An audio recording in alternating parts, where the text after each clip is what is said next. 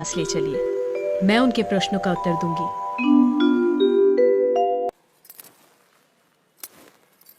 राजन, मैं प्रमाण देने के लिए तैयार हूं, पर उससे पहले मैं कुछ चाहती हूं। क्या चाहिए? थोड़ा दूध।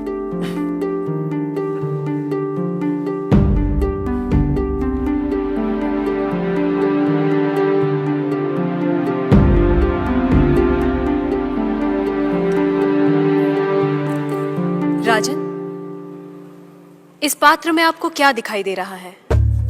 दूध? क्या दूध के अलावा कुछ और दिखाई दे रहा है?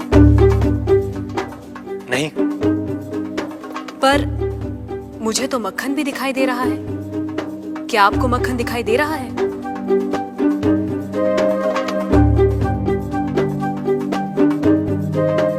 नहीं। पर राजन, क्या इसमें मक्खन नहीं है?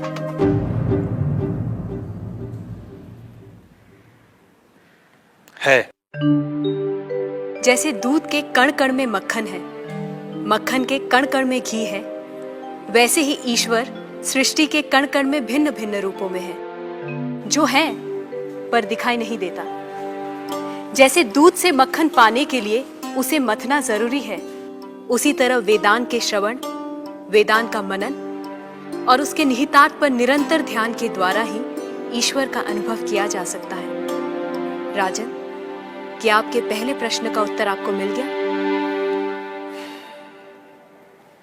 मैं मान लेता हूं, पर वो किसे देख रहा है? किस ओर देख रहा है? क्या मुझे एक जलती हुई मोमबत्ती मिल सकती है? राजन, ये रहा आपके दूसरे प्रश्न का उत्तर। प्रकाश की ये लौ कहां देख रही है? किसे देख रही है? ये सभी को देख रही है। सभी और देख रही है। राजन, जिस तरह इस मोमबत्ती का प्रकाश चारों ओर फैला हुआ है, उसी तरह ईश्वर की चेतना चारों ओर फैली हुई है, और उसी चेतना के कारण हम चलते हैं, बोलते हैं और सुनते हैं। जैसे ये प्रकाश सभी ओर देख रहा है, वैसे ही ईश्वर सभी ओर देख रहा है।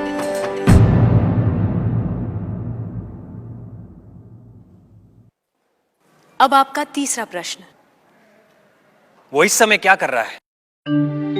राजन, इस समय मैं आपके प्रश्नों का उत्तर दे रही हूं, इसलिए मैं तुम्हारी गुरु हूं और तुम मेरे शिष्य।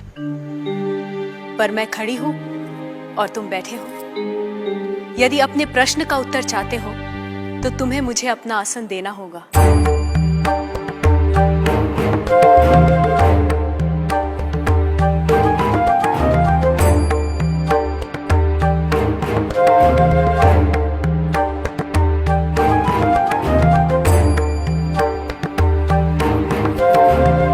राजन, ये रहा तुम्हारे तीसरे प्रश्न का उत्तर।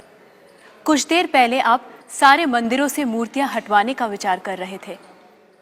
इस समय आप ईश्वर के बारे में फिर से विचार करने लगे हैं। आप मेरे स्थान पर खड़े हैं और मैं आपके सिंहासन पर बैठी हूं। इधर एक राजा को सामान्य नागरिक का स्थान और एक सामान्य नागरिक को राज सिंहासन दे सकता है। ये आप देख रहे हैं। आप मेरे स्थान पर और मैं आपके स्थान पर बैठी हूं।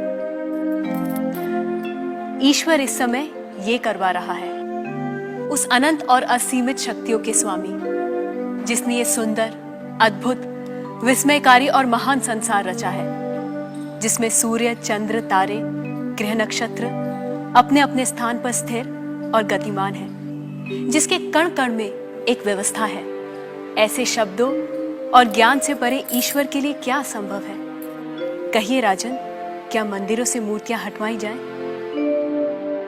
मूर्तियां तो उस ईश्वर की प्रतीक है, उनका मूर्त रूप है। वह सर्वज्ञ, सर्वशक्तिमान, सर्वव्यापी ईश्वर सर्वत्र है।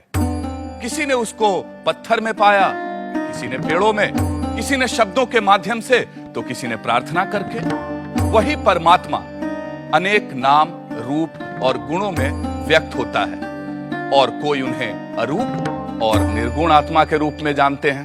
ईशास्माद्वातः पवते ईशो देति सूर्यः ईशास्मादग्निश्चेन्द्रश्च मृत्युर्धावति पञ्चम इति